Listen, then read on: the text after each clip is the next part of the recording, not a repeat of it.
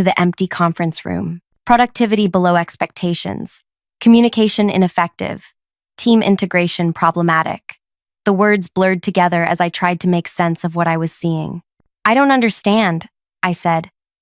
Last quarter, I scored an 87. I've led 2 major projects since then. Both delivered ahead of schedule. Lane cleared her throat. The metrics don't lie, Penny. The metrics don't lie. But someone certainly had. I leaned forward, scrolling through the detailed breakdown. Numbers and assessments that contradicted everything I'd accomplished over the past year. Projects I'd rescued. Ideas that had saved the company thousands. All erased, replaced with fabricated failures. This is someone else's review, I insisted. It has to be. Lane finally looked at me, her face ashen. She glanced at the door, then back at her tablet. Something flashed across her screen that wasn't displayed on the projector. Her eyes widened. I need to. She stood abruptly, knocked over her water glass, didn't bother to write it. I need to check something. Wait here. Water pooled across the table, dripping onto my portfolio. I didn't move to stop it. My mind raced through possible explanations. A system error, a mix-up with another employee, some cruel joke. When Lane returned 7 minutes later, she was visibly shaking. Penny, she whispered, you need to leave the building. Now. She slid a printed document across the table, careful to avoid the puddle. Submit your resignation today. Don't delay. What are you talking about? My voice rose. I'm not resigning because of some obvious mistake. I'm not resigning because of some obvious mistake. It's not a mistake. She pushed the paper closer. Read this, but not here. Go home. You'll understand. I looked down at the paper. The header read, Strategic Talent Reduction, Implementation Plan, Penny Wesley. Lane gripped my arm, her nails digging in. They're watching. Go now. I never showed you this.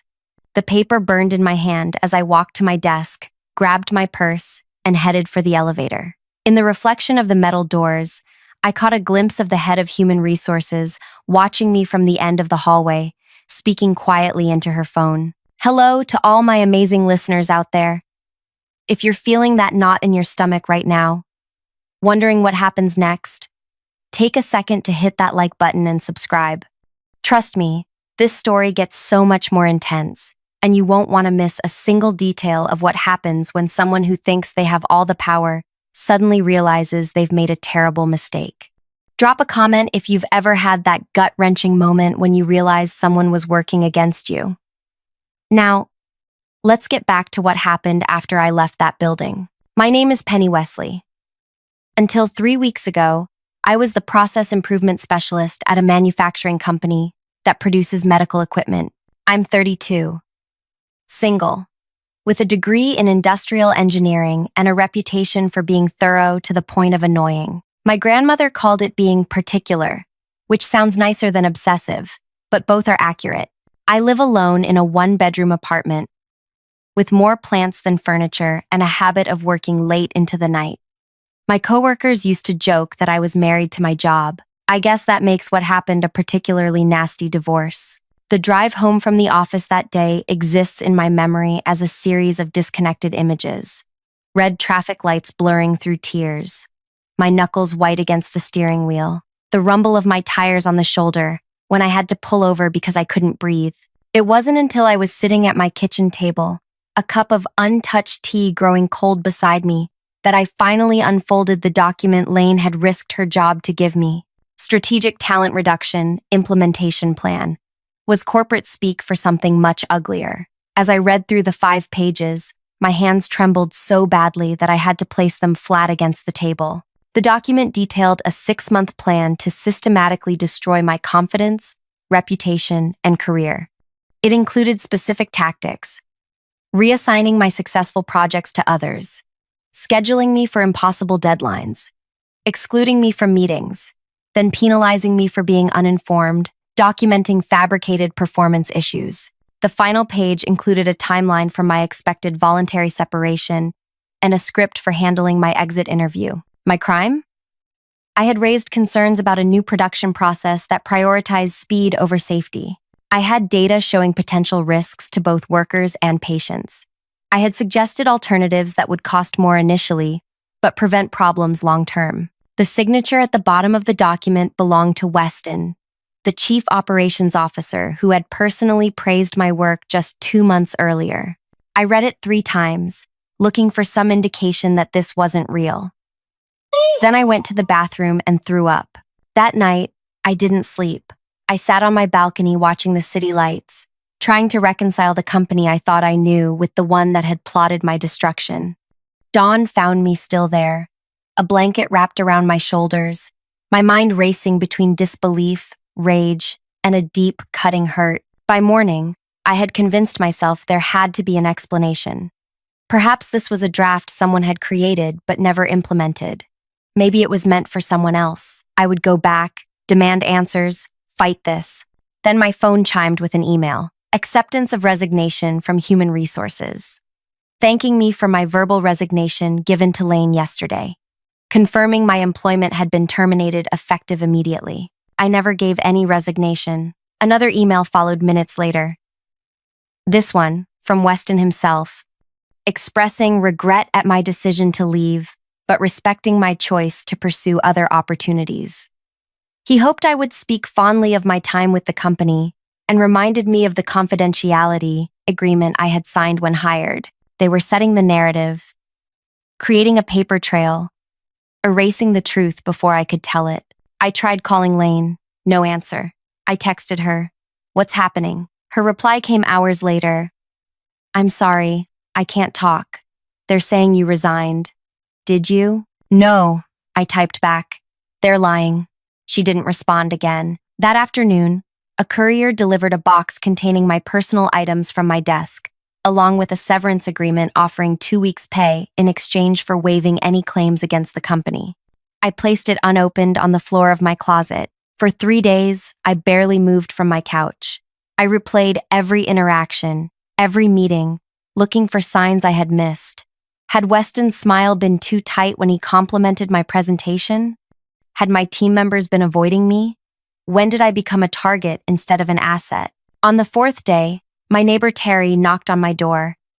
She worked in accounting at the same company but in a different building. She'd heard I'd quit. Everyone's talking about it, she said, sitting awkwardly on my unmade couch. They're saying you had some kind of breakdown during your review. I showed her the document. Her face paled as she read. Penny, she whispered. This isn't the first one I've seen. Terry sank deeper into my couch. About 8 months ago, I was reconciling some unusual expense reports, training seminars that didn't match any actual training, consultants with vague descriptions, special projects with no deliverables. She lowered her voice as if someone might be listening. I tracked the approvals. They all came from the executive team, authorized through a cost center called Talent Management Initiatives. I pulled my knees to my chest. How is this connected to what happened to me? The timing, Terry said. Every unusual expense was followed within days by a resignation. 23 in the past year. She paused. All high performers who had recently raised concerns about something. My mouth went dry. 23 people? That I could track. There might be more. Terry hesitated. One was my friend Alec from Product Safety. After he questioned the testing protocols on the new ventilator line, suddenly, he was getting written up for being late, missing deadlines he never even knew about. The room seemed to tilt. What happened to him? He quit after his performance review, said he couldn't handle the stress anymore. Her eyes met mine. 2 weeks later, he was in therapy for anxiety attacks. My tea had gone cold, forgotten on the coffee table. Outside, rain began to patter against the windows, matching the chill spreading through me. Why would they go to all this trouble? I asked. Why not just fire people? Wrongful termination lawsuits, bad publicity. This way, on paper, troubled employees quit voluntarily. Terry reached for her bag. I shouldn't stay long. I'm probably next on their list for asking questions about the accounting.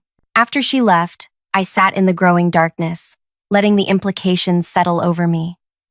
Not an isolated incident, not a mistake, a system, a strategy. 23 people before me. I opened my laptop and began searching social media for former employees.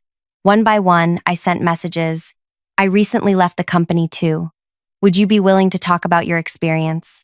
Most never replied. Some responded with variations of, I signed an agreement, or I've moved on. But 7 people agreed to meet. We gathered at a small cafe 10 miles from the office. I recognized some faces. Others were strangers. They worked in different departments, had different roles, but their stories followed the same pattern. They spoke up about something: safety concerns, ethical issues, financial discrepancies, and suddenly became targets. Blake, a former quality inspector, showed us his performance reviews, stellar for 4 years, then plummeting after he questioned a change in testing standards. They scheduled my meetings during my daughter's recital, which they knew I couldn't miss, he said, then wrote me up for not being a team player. Mina, who'd worked in regulatory compliance, nodded. They moved my deadlines up without telling me, then criticized me for missing them. Did anyone fight back? I asked. Silence fell over the table. I tried, said Damien, a former engineer. Filed a complaint with HR. 2 days later, my entire team got an email about my personal issues affecting my judgment. I threatened legal action, said Rachel, her voice barely audible. The next day, my work computer was wiped clean. Every file, every email, gone. They said it was a system error. Rain streamed down the cafe windows, blurring the world outside. Inside, the 7 of us huddled over cooling coffee, comparing wounds inflicted by the same invisible hand. We should go public, I said finally. Together, with all our evidence. What evidence? Blake interrupted. My word against theirs? My performance reviews that they can claim were accurate? I need this reference for my new job, Mina added. I have kids, a mortgage. One by one, they explained why they couldn't risk it. Couldn't afford it. Couldn't endure it. I walked home alone in the rain, understanding now why the system worked so perfectly. It didn't just remove people. It isolated them, broke them, made them doubt themselves and fear fighting back. That night, I dreamed I was back in the conference room, water spreading across the table, rising higher and higher until I was drowning in it. Weston watching impassively from the doorway. I woke gasping for air. The next morning, an email arrived from an address I didn't recognize. No subject line, no greeting, just an attachment, and the words, "You might find this useful." The attachment was a company organizational chart I'd never seen before. Unlike the public version, this one had red lines connecting certain executives to a separate structure labeled Special Projects Division. Weston's name sat at the top. Another email arrived minutes later. Northeast Parking Garage. Level 3. 4 p.m. today. And I debated whether to go. It could be a trap, or a cruel prank, or someone who actually wanted to help. After everything that had happened, trusting anyone seemed foolish. At 3:55 p.m., I parked on level 3 of the garage, keeping my engine running. At 4:02, a car pulled up 2 spaces away. The driver's window lowered just enough for me to recognize the face of Victor, the company's database administrator. A man I'd spoken to maybe twice in my 3 years there.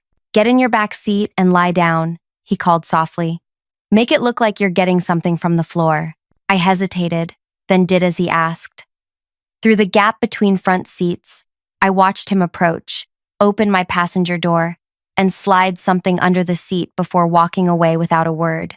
When I was sure he was gone, I retrieved what he'd left, a thumb drive labeled insurance. At home, I plugged it into my laptop. It contained hundreds of files, emails, meeting minutes, HR documents, all related to the Strategic Talent Reduction Program.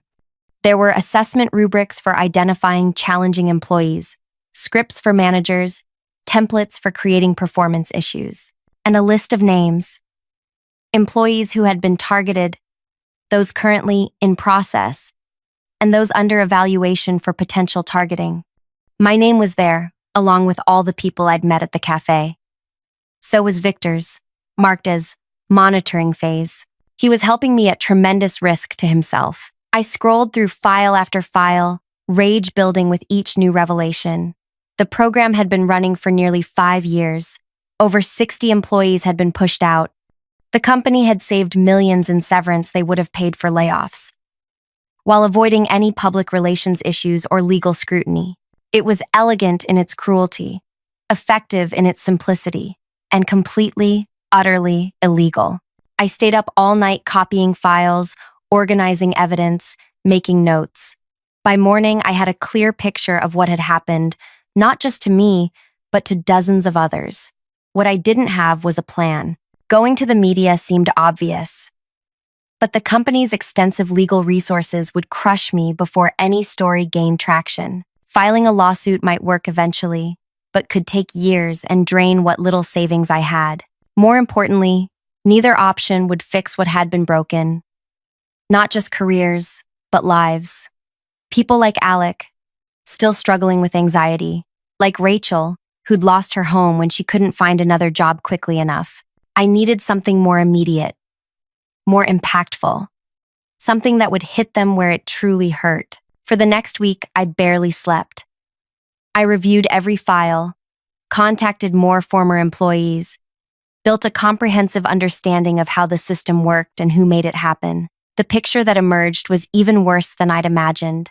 The company had 2 faces: the public one that won awards for innovation and workplace excellence, and the hidden one that systematically destroyed anyone who threatened its profit margins or exposed its shortcuts. Then I discovered something that made me pause. In 3 weeks, the company would host the annual Industry Excellence Summit,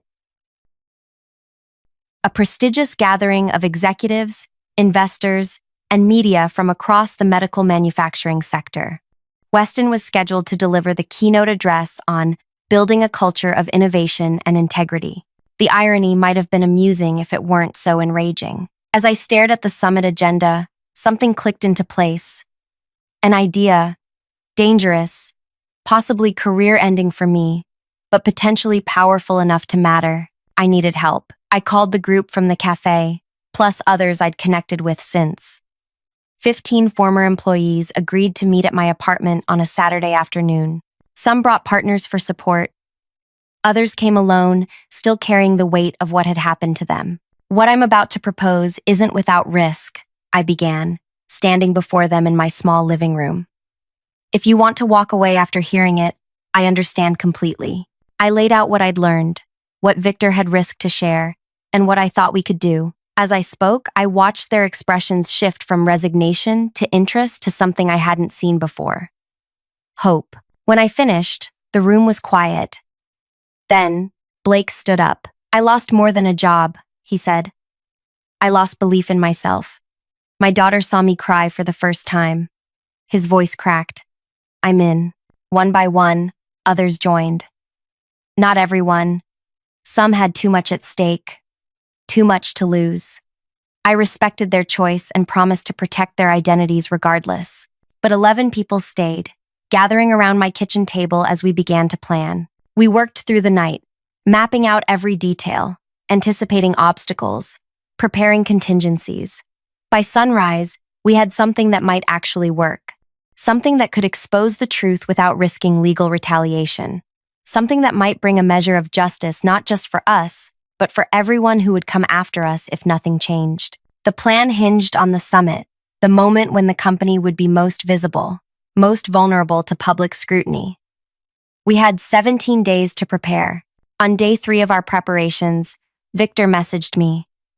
"They're looking for the files. They know something's missing." On day 7, security protocols changing, new monitoring system being installed. On day 12, Weston asking questions about former employees. Be careful. They sensed something coming but didn't know what or from whom. The uncertainty made them nervous. It also made them careless. As the summit approached, our group met daily, refining our approach, supporting each other through moments of doubt and fear. Some had never stood up to authority before. Others had tried and been crushed for it. All carried scars from what the company had done to them. Working together began to heal something in each of us. Purpose replaced powerlessness. Solidarity overcame isolation. Even as anxiety about what we planned to do grew stronger, so did our resolve to see it through. The night before the summit, we gathered one last time to review everything. The room hummed with nervous energy. What if it doesn't work? Mina asked, voicing what everyone was thinking. What if we do all this and nothing changes? I looked around at these people who had become my allies, my friends. People who had every reason to stay hidden but chose to stand up. Then at least we tried, I said. At least we didn't let them win by staying silent. Rachel, who had barely spoken during our planning sessions, suddenly squared her shoulders. They took enough from me, she said. They don't get to take my voice too. We raised our glasses in silent agreement. As everyone prepared to leave, Blake pulled me aside. Are you sure about tomorrow? Once we start this, there's no going back. I thought about my sleepless nights, the panic attacks that now came without warning, the career I'd worked so hard to build, all destroyed by people who saw me as disposable. I'm sure, I said. See you tomorrow. After everyone left, I sat alone in my apartment, staring at the evidence we'd gathered, the plan we'd crafted. So many things could go wrong. So many ways we could fail. My phone chimed with a text from Victor. Security meeting just ended. They're adding guards for tomorrow's event. Someone's nervous. They should be, I thought. I packed my bag for the next day, hands steady despite everything. The summit began at 9 a.m. By noon, the company would never be the same. I just hoped we'd all still be standing when it was over. The summit was being held at the Grand Central Hotel, a gleaming glass structure downtown. I arrived 2 hours early as planned. The venue buzzed with staff arranging chairs, testing microphones, and hanging banners emblazoned with the company logo and the summit theme. Innovation with integrity. I nearly laughed at the irony. From my position near the registration table, I watched attendees filter in, executives in expensive suits, industry journalists with press badges, investors eager to hear about the company's projected growth. None of them knew what was coming. Blake arrived at 8:15, nodding subtly as he collected his visitor badge. Mina and Rachel came together at 8:30, looking professional and unremarkable in their business attire. One by one, our group assembled, dispersing throughout the venue as we'd practiced, none acknowledging the others. At 8:45, my phone vibrated with a text from Victor. Weston just arrived. He's with the PR director and 2 security personnel. My heart rate spiked. Extra security hadn't been part of our calculations. I scanned the lobby, spotting 2 men with earpieces stationed near the main entrance. Would they recognize any of us from employee photos? Had security been briefed on specific threats? I texted the group. Security presence increased. Proceed with caution. By 9 a.m., the ballroom was nearly full. I took my seat near the back, close to an exit as planned. The program began with the company's chief marketing officer welcoming everyone and introducing the day's agenda. My palms were sweaty. I wiped them against my skirt. At 9:30, the first speaker took the stage, a renowned industry analyst discussing market trends. I barely heard a word, too focused on watching the room, tracking security, monitoring our team's positions. Rachel caught my eye from across the room, her face tight with anxiety. For a moment, I wondered if we should abort. The risks suddenly seemed overwhelming, the potential consequences too severe. Then I saw him.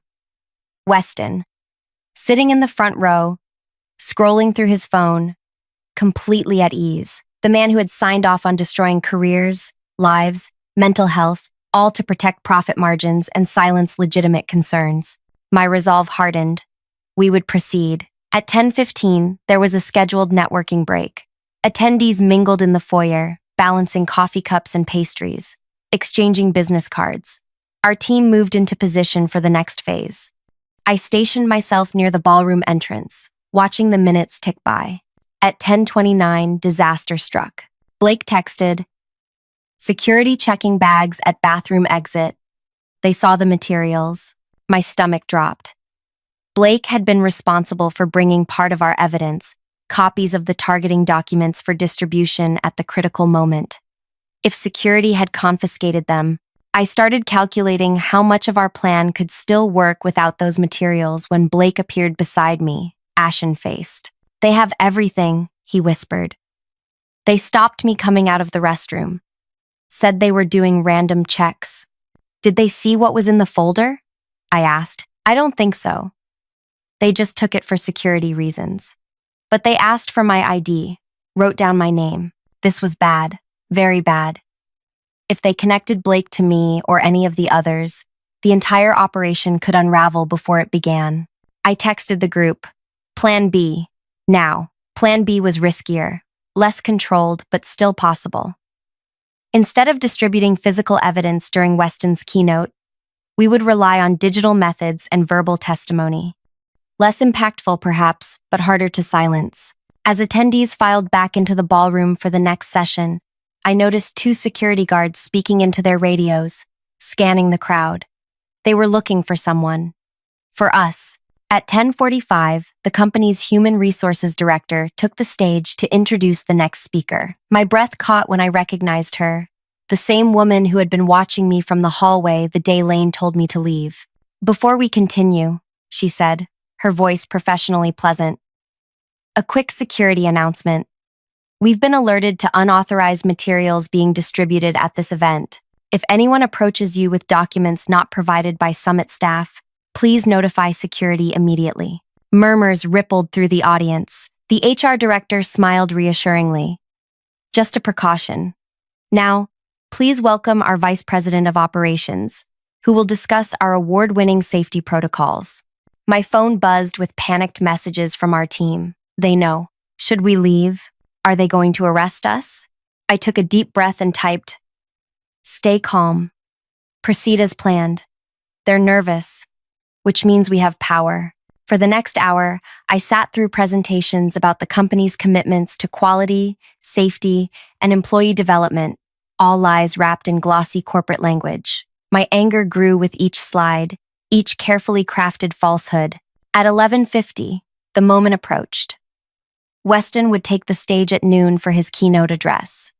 Security presence had increased. I now counted 6 guards positioned around the room. I texted Victor. "Status?" His reply was immediate. "Ready." At 11:55, the HR director returned to the stage. "Ladies and gentlemen, please join me in welcoming our Chief Operations Officer, Thomas Weston, who will deliver today's keynote address, Building a Culture of Innovation and Integrity." Applause filled the room as Weston stood, buttoning his suit jacket, his expression confident as he approached the podium. Behind him, the giant screen displayed the company logo and his presentation title. And then it changed. The screen flickered, and suddenly, instead of Weston's prepared slides, it showed an internal email. His email. To the head of human resources.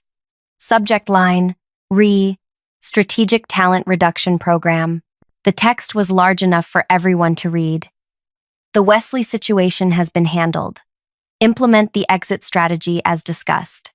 Remember, this stays within the executive team only." Weston froze mid-step. The audience's confused murmurs grew louder as the screen changed again, displaying a list of names. 63 employees who had been targeted, along with the official reason for their departure and the real reason they'd been pushed out. My name was highlighted. Official. Voluntary resignation due to performance issues. Actual. Raised safety concerns about production line changes that would impact Q4 profits. Victor had come through. As the company's database administrator, he had access to the audiovisual systems. He had had broadcast access, and he'd just used that access to broadcast what was never meant to be seen. Weston spun around, staring at the screen in horror. "Cut the feed!" he shouted to the tech booth. "Cut it now!" But Victor had locked them out. The presentation continued, showing document after document. The templates used to fabricate performance issues, the scripts given to managers, the tracking system used to monitor the progress of breaking down targeted employees. The room erupted in chaos. Journalists pulled out phones, taking photos of the screen. Industry executives whispered urgently to each other. The security team rushed toward the tech booth, but the damage was already done. In the midst of the commotion, I stood up. "My name is Penny Wesley," I said, my voice carrying across the now silent room. "That's my name on the screen." I was targeted because I identified safety issues that might have reduced quarterly profits by 3%. All eyes turned to me. I felt a moment of terror, then strange calm. "I'm not alone," I continued. Around the room, others from our group stood. Blake Chen, targeted for questioning testing shortcut protocols. Blake Chen. Mina Jordan, targeted for reporting regulatory compliance concerns. Rachel Torres, targeted for documenting worker injuries resulting from accelerated production timelines. One by one, we introduced ourselves and our crimes. 11 former employees, standing tall among hundreds of industry leaders and media representatives. Weston's face had gone from shocked to furious. He pointed at me. "Security! Remove these people immediately." Before security could react, the doors at the back of the ballroom opened. Lane walked in, followed by 7 current employees, people I recognized from different departments. My former supervisor looked directly at me, then turned to address the room. "What they're saying is true," she said, her voice shaking but determined. "I was ordered to falsify Penny's performance review. I was told my own job depended on it." She held up a folder. "I have the documentation to prove it." The security team hesitated, looking to Weston for direction. He had gone pale, eyes darting between the screens, still displaying evidence, the former employees standing throughout the room, and the journalists furiously taking notes. "This is absurd," he finally sputtered into the microphone. "These are disgruntled former employees making unfounded accusations. This presentation has been hacked, the documents fabricated." That's when Rachel stepped forward, pulling out her phone. "I recorded our meeting," she said. "The one where you told me either I quit or you'd make sure I never worked in this industry again. Would you like me to play it?" She didn't wait for an answer, instead pressing play on a crystal-clear recording of Weston's voice. "Your choice is simple, Rachel. Resign quietly. Or, we'll ensure your reputation is so damaged no company in this sector will touch you." We've done it before. The ballroom had gone completely silent. Investors began quietly leaving their seats, heading for the exits. The company's stock price would be plummeting as news spread. Weston grabbed his phone, frantically texting someone, likely the legal team. Too late. The story was already out, being captured by every journalist in the room. The head of human resources attempted damage control, taking the microphone. "We take these allegations very seriously and will conduct a thorough investigation." Blake cut her off. "You're named in 37 of the documents currently displayed behind you. You personally designed the psychological targeting protocols." At that moment, hotel security arrived, different from the company's private security team. The event manager approached the stage. "We've received reports of a disturbance. These individuals are trespassing," Weston said quickly. "They need to be removed." The manager looked uncertain, surveying the scene. The incriminating documents still displayed, the journalists recording everything, the mixture of current and former employees standing their ground. "Actually," said a voice from the back, "I believe what we're witnessing may be evidence of corporate malfeasance and workplace harassment on a systemic scale."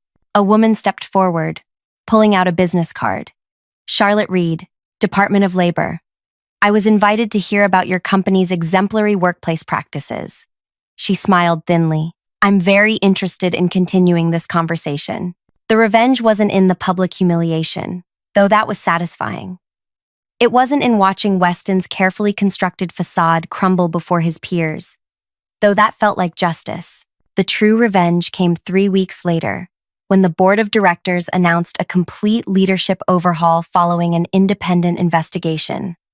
Weston and 5 other executives were terminated. The Strategic Talent Reduction Program was exposed in a front-page investigation. Class action lawsuits were filed on behalf of all targeted employees. The company implemented a whistleblower protection program and established an independent ethics committee with real authority. They reached out to former employees with offers of reinstatement, back pay, and public apologies. I didn't go back. Neither did most of us. But we had accomplished something that mattered. Not just personal vindication, but systemic change that would protect others. 6 months later, I started my own consulting firm, specializing in ethical workplace practices and employee advocacy. My first clients? Former colleagues who had been through the same ordeal. The last time I saw Lane, she had been promoted to director of the newly formed Employee Advocacy Department. "We're building something better," she told me. Something real this time. I believed her. Sometimes the best revenge isn't destroying what hurt you, but transforming it into something that can never hurt anyone else again. If this story resonated with you, please hit that like button and subscribe for more true stories of justice and transformation. Have you ever witnessed workplace injustice or stood up against a broken system? Share your experience in the comments below. Remember, your voice matters. Sometimes it's the only thing powerful enough to create real change. Thank you for listening to my journey from targeted employee to architect of accountability.